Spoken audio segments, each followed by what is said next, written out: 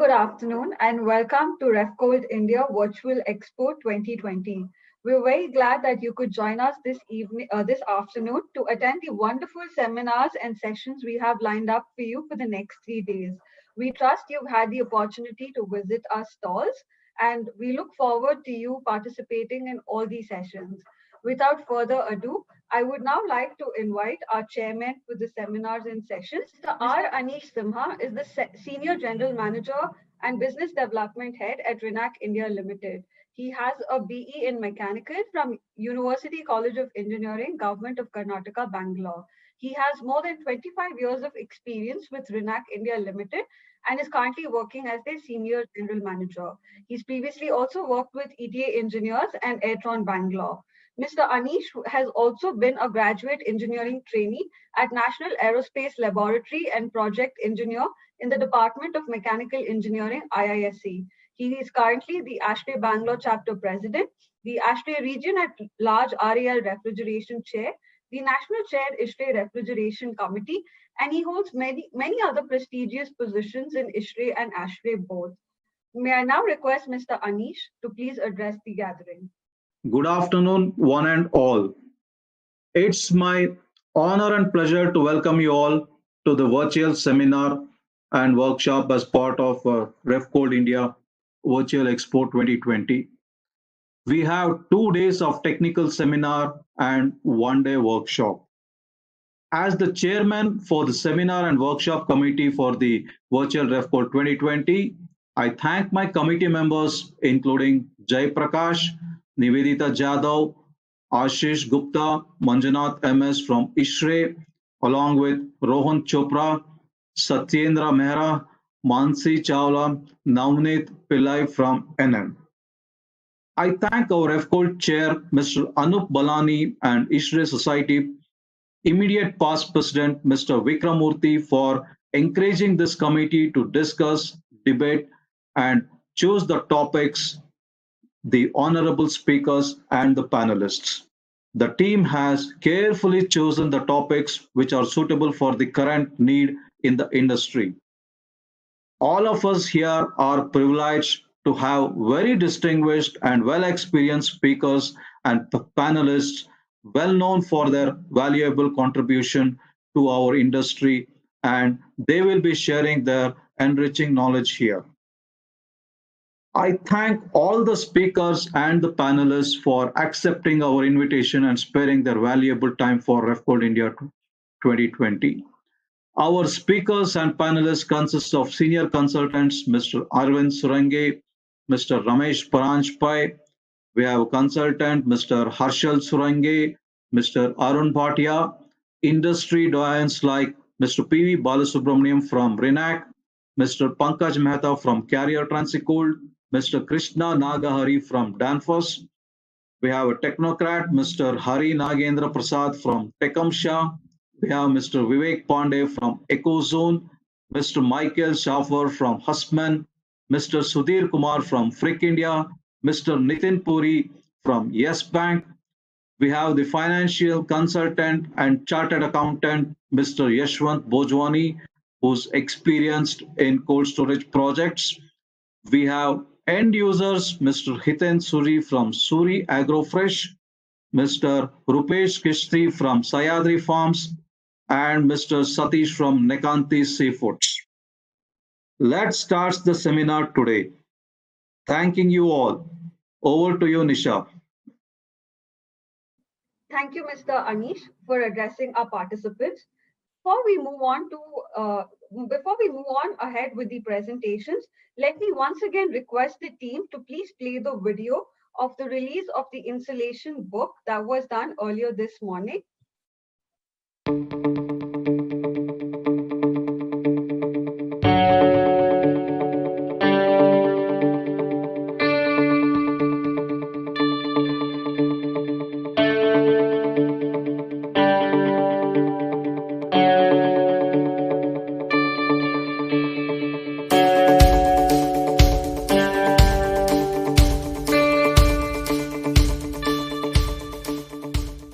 Thank you, team, for playing that video. May I request all our participants to please visit the e-shop of ISHRE and do not miss out on the wonderful array of publications that we have available for you. We look forward to seeing you there. Thank you. We now move on to our first speaker of the day, Mr. P.V. Balasubramaniam. It gives me great pleasure to introduce Mr. PVB. Mr. PVB is the Managing Director of Renac India Limited. He is a chemical engineer from University of Madras and has 40 years experience in the heat transfer and industrial and commercial refrigeration industry. After 12 years of service in the corporate world with Voltas Limited, he became one of the promoters of Renac India Limited, company which was formed in 1994 with a focused attention towards cold chain industry and has pioneered several improvement projects in the food and pharma sector. He has been instrumental in designing, manufacturing, and launching the first international grade Indian made prefabricated cold rooms in Indian hospitality and food service sector. He has been the past president of the Bangalore chapter as well as the regional director. May I now invite Mr. PVB to address the gathering on trends in technology in cold storage based development in the last decade. Over to you, sir. Thank you, ladies and gentlemen. Today's topic is trends and technologies in cold storage based on developments in the last decade. This particular seminar is unique and significant considering the pandemic and situations that we are all in. We are living in challenging times. Amidst these circumstances, we have learned many lessons crucial for our survival. Sanitizing our hands regularly, wearing masks, and following social distancing. I take this opportunity to congratulate RefCold organizers to have taken this step to conduct this exhibition and program in remote platform, thus enabling several persons to participate from several countries and cities.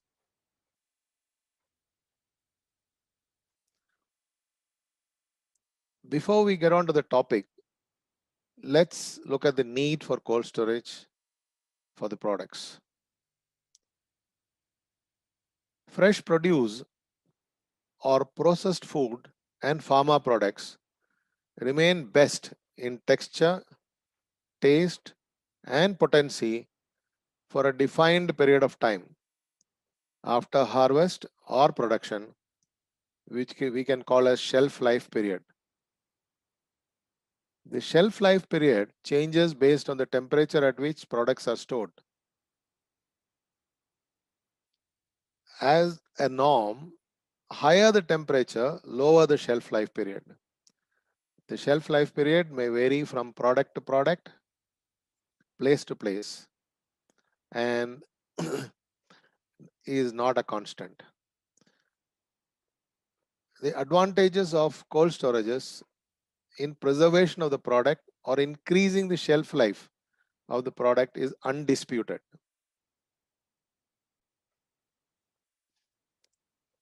Even during the shelf life period, on passage of time, the produce undergoes a minor change, even though very limited.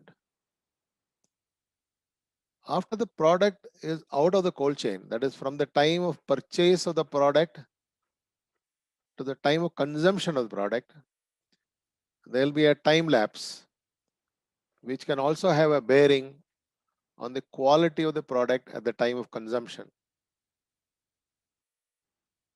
So it is not enough that we have a good product stored in a cold storage. There is an element of transit of the product from the purchase of the product to consumption. It could take a long time. It could be under severe temperature and humidity conditions.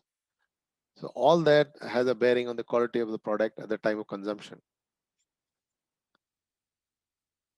The trend or emphasis nowadays is keeping the product within the limits of temperature and RH stipulated by the concerned regulatory authority recommendations, keeping safety and health aspects of the consumer in mind. Just to explain this point, if you take in the case of dairy industry, there is the inspectorate or the health authorities or dairy quality control group, they allow a colonization from the period, from the milking time to a particular, to the consumption point, to a particular limit. Recently, a couple of years back, they have reduced the limit downwards because the colonization keeps on increasing on rise in temperature, and they have considered the factor of time lapse between consumption and purchase. For illustration purposes, if we create a short band of temperature and humidity conditions suitable for product storage, and if we segregate the shelf life period as green, yellow, and red within the band, we can say green being the best acceptable range and red being the unacceptable range. The shelf life period may also be divided into three portions: initial phase, last phase, and buffer period. Considering the transit time and temperature conditions between the purchase and consumption of the product, going forward, the regulatory authorities may even think on redefining the recommendations to accept products falling only in the green band during the initial period or initial phase of cold chain, and green and yellow band during the last phase of cold chain. The red band during the buffer period may have to be offset to accommodate the time lapse between purchase and consumption. For ease of understanding, there is a graphical representation here. You can see in the y-axis is temperature and RH, and x-axis is time elapsed in the cold storage. The green belt could be considered as the initial phase, which could be almost up to 50% of the shelf life period, and the green and yellow portions can be considered as the last phase. The final bit, a portion, can be set aside as buffer period, and a time will come when the regulatory authorities would not allow, would actually want to use this time for post-purchase activities. So a little more stringent norms may come in. In other words, the trend now is to give more attention towards reliability of performance of cold store and thus the quality of produce within the cold chain. Of course, having said this, it is important to note that there are several factors which influence the quality of product in the cold chain. Hence, to achieve favorable results, it is important to log the quality of incoming product and ensure its condition is as per the norms / predefined requirements. It is important to check the construction and performance of the cold storage or cold chain systems and confirm if it meets the requirements. Yeah, it's important to check the operational parameters of the cold chain. Sometimes the operational parameters in terms of loading the material, unloading the material, running the unit, etc. may vary from the requirement to the reality. Let's talk about technology and developments. There are several types and sizes of cold storages under use for different stages and applications. The size of cold storage depends on the utilization pattern or requirements of throughput or quantity of stock in the cold storage. Typically, all cold storages associated in post-production stage or pre-retail stage will be mid-stroke large size cold storages. For this discussion, let us have a look at the mid and large size cold storages used for bulk storage.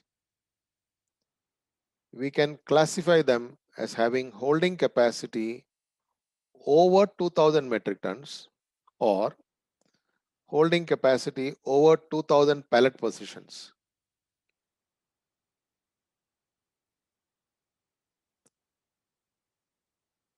If you look at the stakeholder or owner stroke users requirements,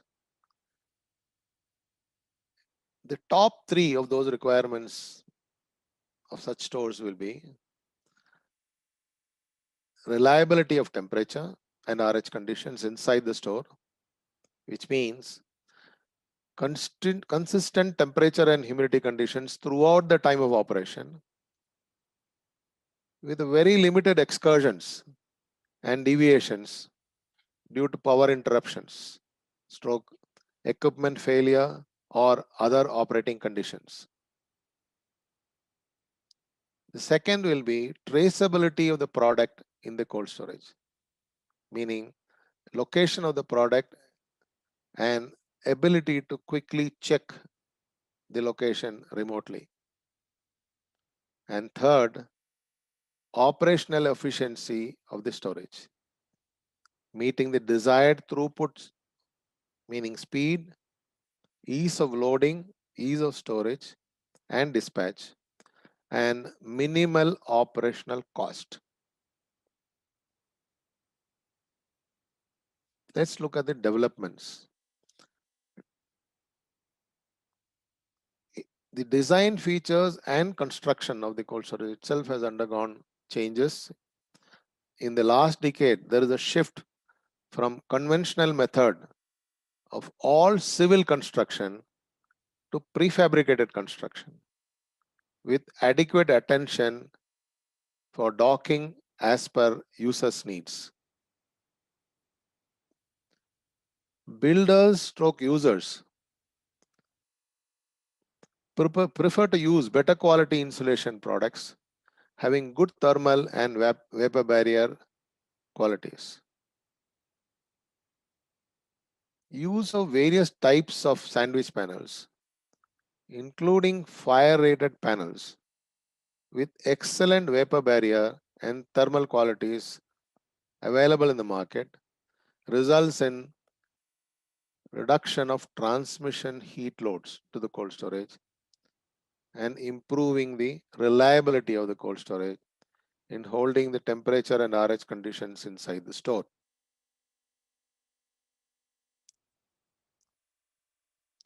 Another change is related to the refrigeration equipment. Electronic refrigerant feed controls or throttling or metering devices are now used for alternate refrigerants, which can control the feed of refrigerant to the evaporators based on temperature feedback. Electronically programmable expansion valves reduces the risk of refrigerant flooding to the compressor during part load conditions, especially in multiple evaporator applications, thus improving the reliability of refrigeration systems.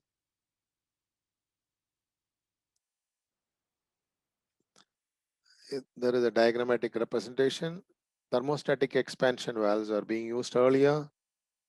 Now electronic expansion valves are being used. It gives finer control of refrigerant feed. The electronic expansion valves have stepper motors and a needle valve which regulate the refrigerant flow based on the movement of the stepper motor up or down, which can be adjusted very finely through electronic controls. Bundling of product and tracing. Bundling of product eases handling inside the stores and also simplifies traceability. Computerized warehouse management systems, WMS, and reliable quality data mapping instruments are now used to get accurate information of location of the product in the store, temperature profile of the product throughout the cold chain.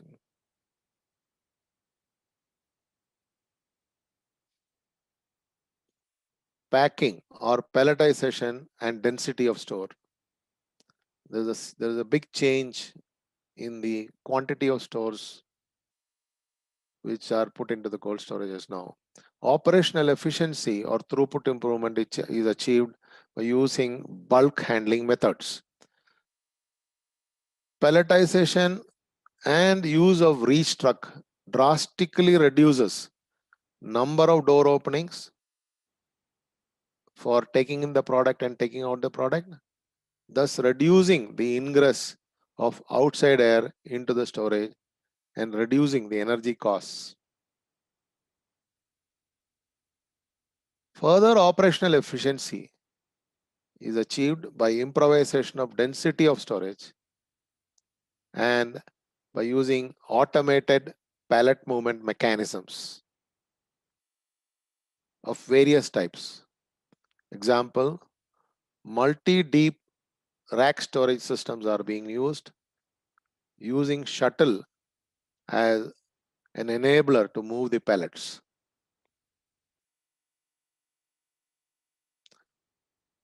Other factors for minimizing the operational costs, let us look at a couple of them. Use of LED lighting designed for cold storage applications is available in the market. Which is available in the market is one of them. The power consumed by such LED lighting is considerably less than the conventional lights, and they are more reliable and need not be changed very frequently. Exit and entry of each cold storage with docking arrangement is considered very favorably nowadays in all mid and large cold storages. The dock seals reduces the ingress of outside air and reduces the heat load ingression into the store, thereby reducing the power consumption inside the stores.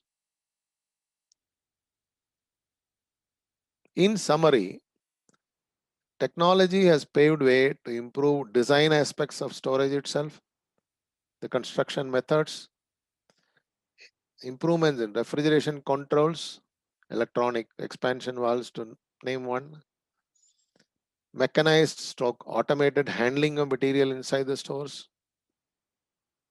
speed of operation and reduced power requirements, transparency in temperature mapping and location of products, etc. Thank you. That I can take questions if any. Thank you, sir, for that wonderful session. We now have a few questions from our participants. The first question is, you have talked about palletized storage. Is it possible to palletize all the products? Yeah, that's a good question. In fact, yes, it is possible to palletize all the products.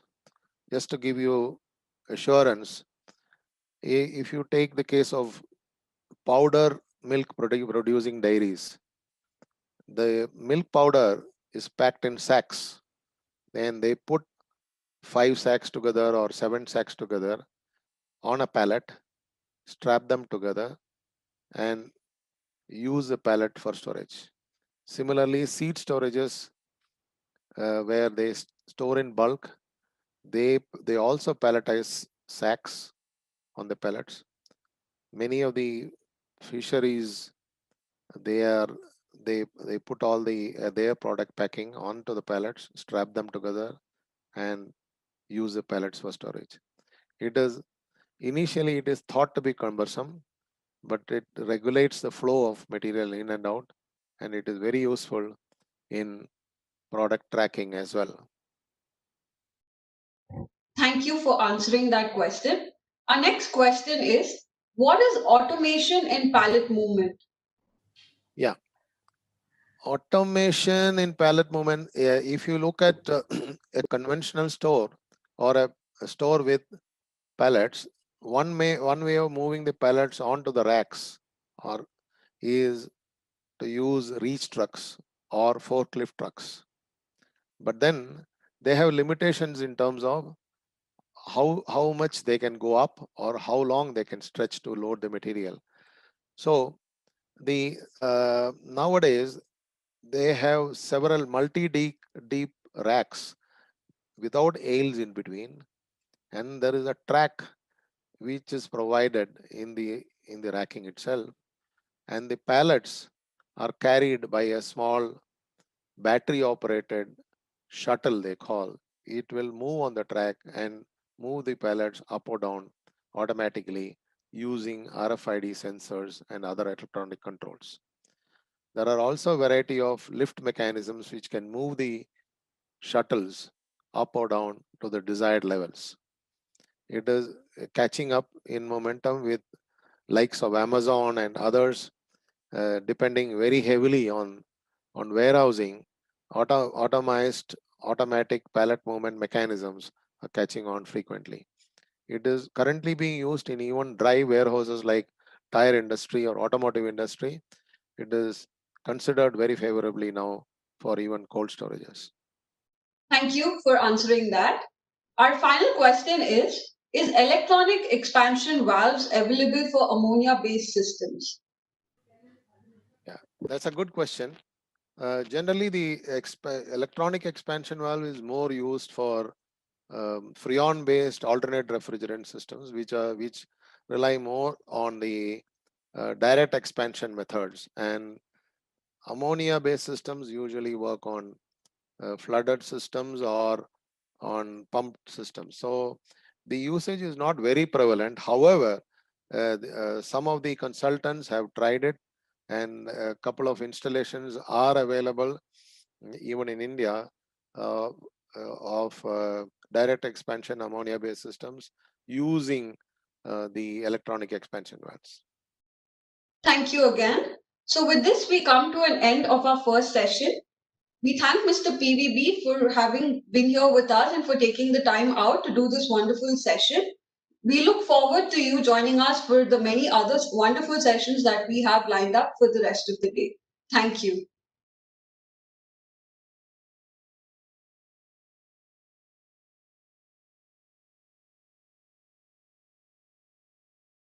A very good afternoon to all of you who've joined us here for the second session of the day, which is going to be on trends and technologies in cold storage-based development in last decade. Before I have the opportunity to introduce our speaker for the day, Mr. Nagendra Prasad, I'm your MC for the day. My name is Nisha Nair, and I'm the Associate Director at VK Master. Our speaker for the day is Mr. Hari Nagendra Prasad. He's the Product Manager at Tecumseh Products India. He has over 15 years of experience in industrial and commercial refrigeration. He has worked with organizations such as Ingersoll Rand, Frigo Glass, Vesta Refrigerations as lead for engineering and projects.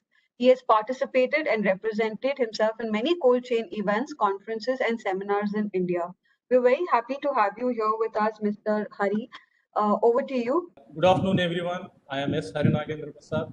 I am working as a product manager for commercial refrigeration with Tecumseh Products Company. I have been in the refrigeration industry for over 15 years now. Today, I am going to give a brief overview about the trends of the refrigerants globally. So, we are going to discuss about the four main topics today as follows.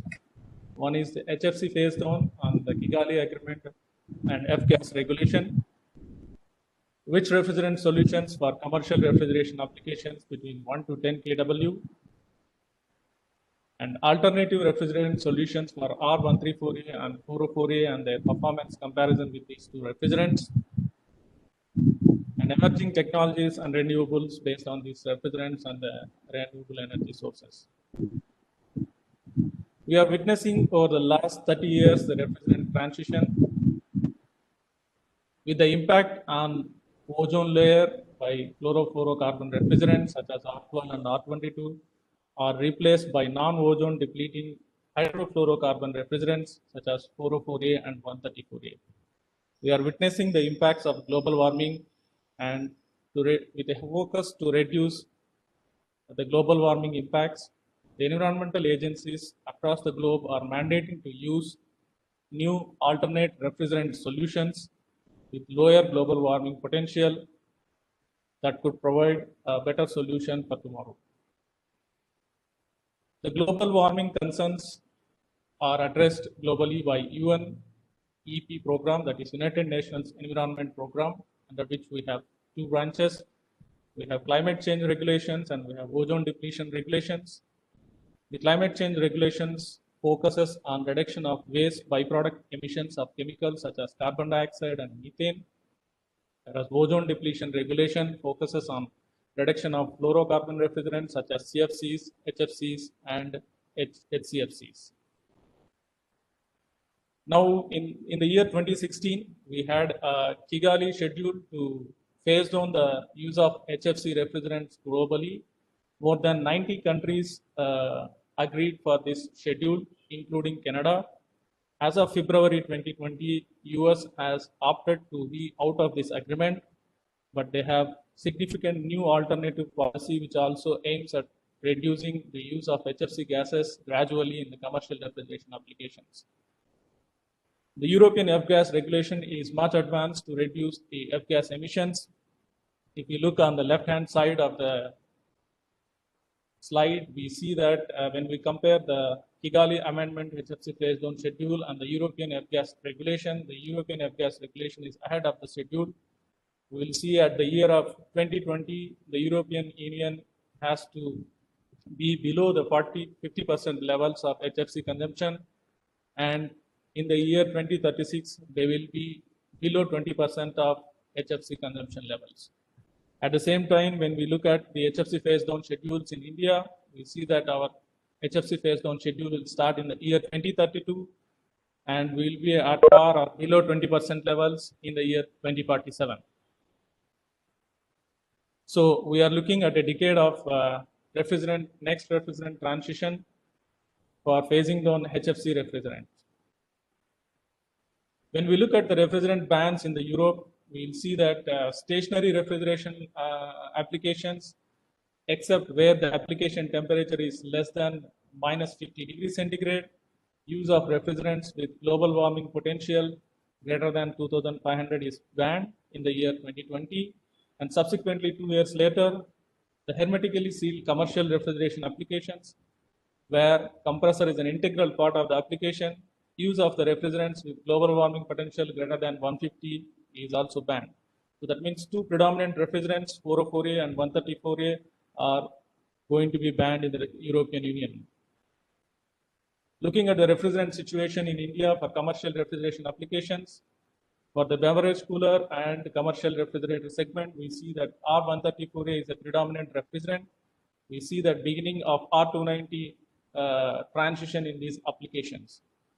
For the retail supermarket and the cold room, we see for the positive temperatures applications, we use R22 and R404A, and for negative temperature applications, R404A is used.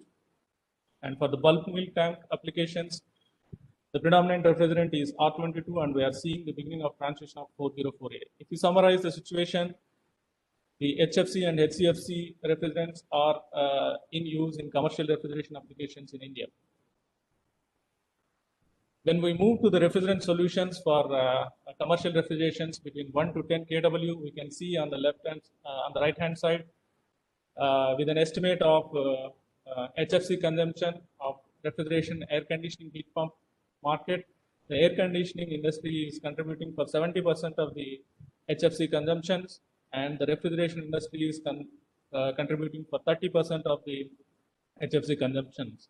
And The commercial refrigeration applications between 1 to 10 kW represent 4% of the total GWP HFC consumption, while we see that the natural refrigerant solutions as an alternative to the high GWP HFC refrigerants are available for the large and small units. When I refer to the large units, these are industrial refrigeration, high capacity systems, central systems. They are adopting CO2 as an alternative. For the small hermetic systems where the application cabinet sizes are below 500 liters volume, R290 and R600 are already available in the market. But definitely, there is no generic solution or single alternative for the commercial refrigeration applications between 1 to 10 kW. We will see those choices in the coming slides. Before we move to the refrigerant choices, let us look at the refrigerant selection process. Obviously, the compressor manufacturers, when they choose a new refrigerant, they evaluate those refrigerant on these 5 important key aspects: performance, safety, cost, environment, and reliability. When we look at the key aspects, performance, the efficiency with the new refrigerant should be better or equal. The glide should be minimum to manage the impacts on the application. The safety, yes, there could be situation to work with flammable and to be compliant with new pressure equipment directives. The cost and availability of the technology is an important factor, while the affordable pricing is one of the criteria for driving the transition. Second is the availability of the other refrigerant components such as expansion valves should be available easily for ease of system integration. And the reliability of the compressor is the prime aspect, where with the new refrigerants there could be a limit on the application window or operating window for certain refrigeration application due to high discharge temperatures. The new refrigerant should be compliant with the materials that are used in the compressor, as well as miscibility to have a proper lubrication. The new refrigerants that we select should have a lower global warming potential to be long-term sustainable solutions, as well as to be compliant with several safety standards, internal and external approvals. Apart from the compressor manufacturers, the refrigerant manufacturer also a part of this selection process. We are also bound by 4 important segments: certifications and safety standards, customers who are a key part in refrigerant transition to have a easy transition solutions, association like ASHRAE and AHRI will also be key partners. So to summarize the situation for the compressor manufacturer, while they don't have a single general solution, but they need to come out with the best solution with the reliability in mind. When we are selecting a new refrigerant choice, is GWP only the criteria? Let us look at it again. When we look at total equivalent warming index, it has 2 components. One is direct global warming and the indirect global warming. The direct global warming is the impact by refrigerant leakage into the atmosphere, happens during the life cycle of the product and at the end of the life cycle.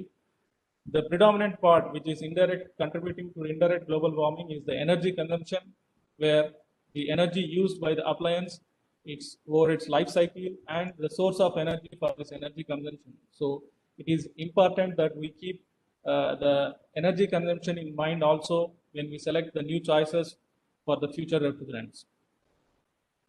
Now let us look at the available HFC HFO choices for R404A and 134A. If you look at the 404A alternatives for the medium term, that is the refrigerants with the global warming potential less than 2,500, we have 2 refrigerants in mind. We are R452A and R448A and R449A. We see that both the refrigerants are non-flammable but have considerable glides, that is about 3.8K and 6K respectively. If you move to the long-term sustainable solution, that is global warming potential less than 150, we see R454C and R455A. Both these 2 refrigerants are mildly flammable, classified as mildly flammable refrigerants, A2L refrigerants with high glides, that is about 12K and 8K respectively. When we look at the alternatives for R134A, the medium-term choices is R513A and the long-term choice is 1234YF, while the long-term choices is mildly flame, the mid-term choice is non-flammable, as well as both of these refrigerants, like 134A, doesn't have any glide.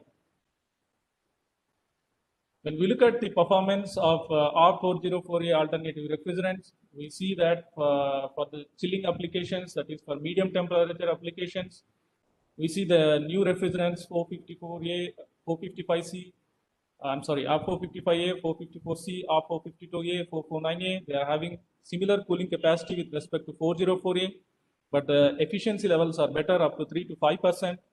When we look at the negative temperature applications or low temperature applications, we see that the refrigerants are having interesting efficiency, but there is a less cooling capacity when compared with the 404A.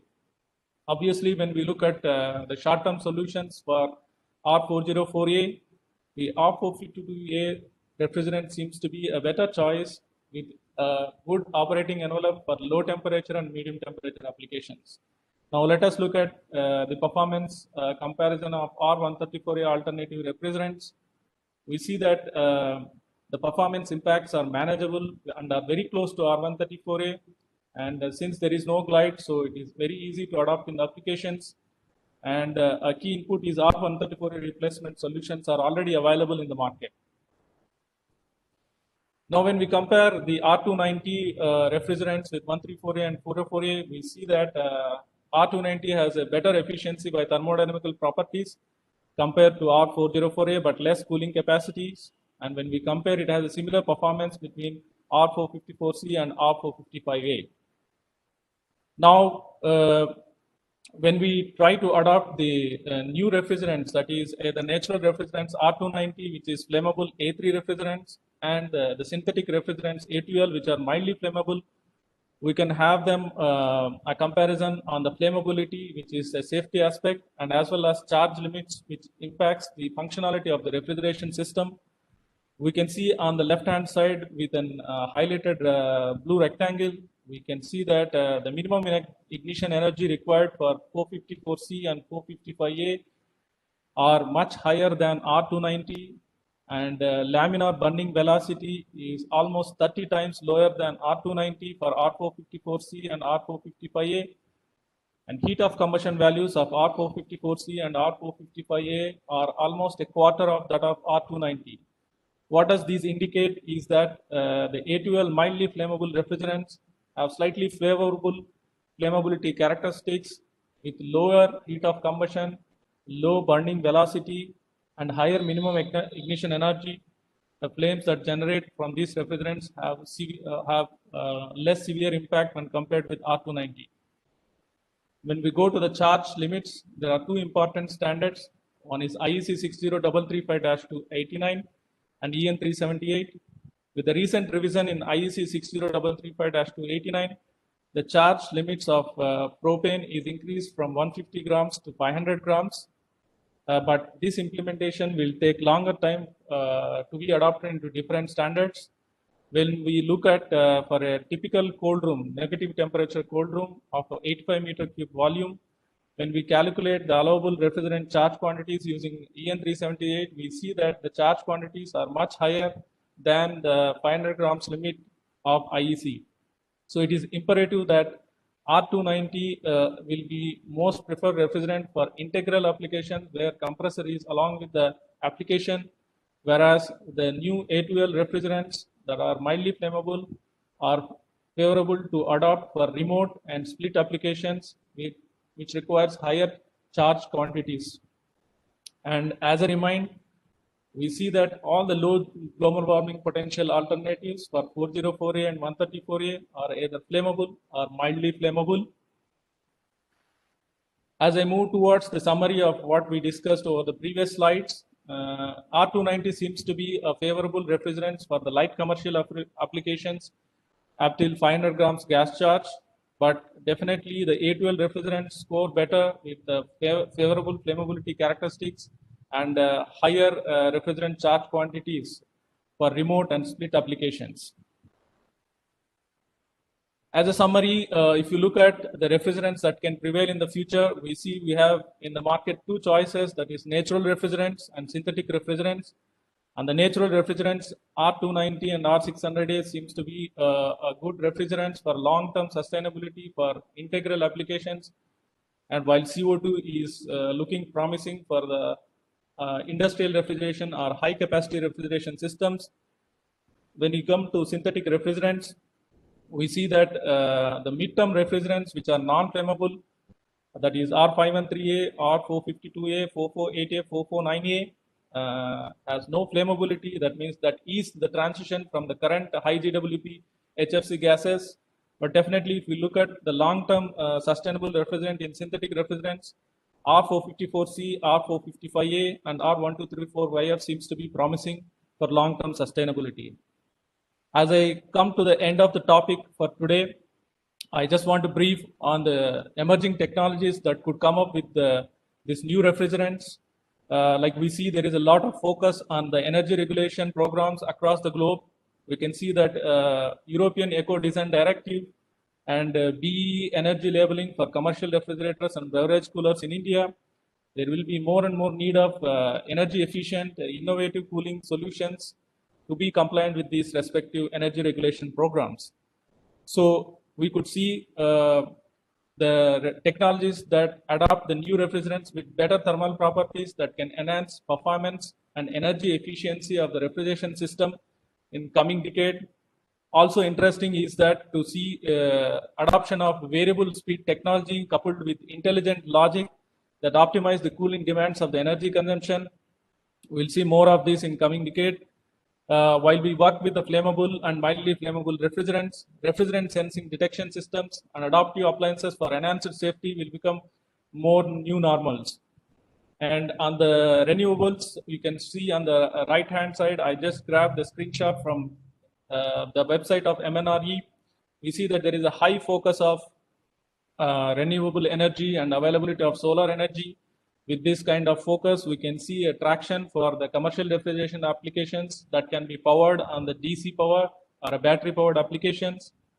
While we are already seeing in our parallel industry automobile, the transition from current vehicles to EV vehicles.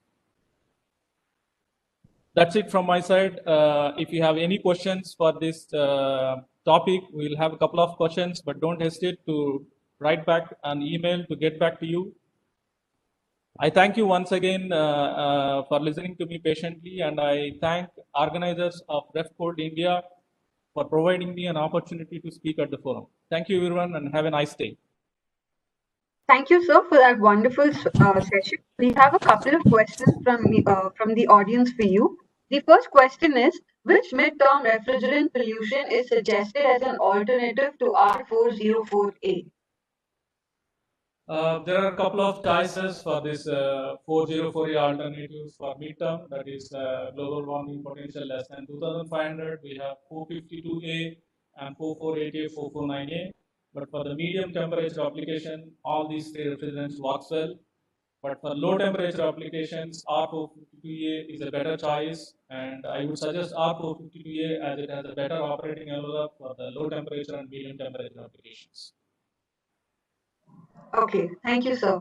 The next question is, how do we manage the glide impact of new refrigerant in the applications? Yes, this is one of the concerns as we adopt the new refrigerants. We see there is a considerable glide. So when we are choosing the compressor selection, we need to adopt for the mid-temperature application rather than for dew point. So this will help in correct sizing the compressor as well as different refrigeration system components such as expansion valve, heat exchangers. So approach of midpoint for the selection will always help to negate the impact of glide. Thank you, sir. We have one more question. R290 being a A3 category highly flammable refrigerant, what kind of safety strategies are to be put in place, specifically when charge is more? Definitely, we have seen that the charge limits are revised for IEC 60335-289 as 500 grams. But in these applications, still to be safer on site, we need to use the spark-proof electrical components, use company or the manufacturer recommended electrical accessories, keep refrigerant detection systems, and employ the ventilation systems in case of maintenance or in case of emergency periods. So we need to have an abundant room capacity for the installation of such high charge applications in R290. Okay, thank you, sir. Thank you very much. On behalf of RevCold and at ISHRE, we thank you very much for doing this session for us today.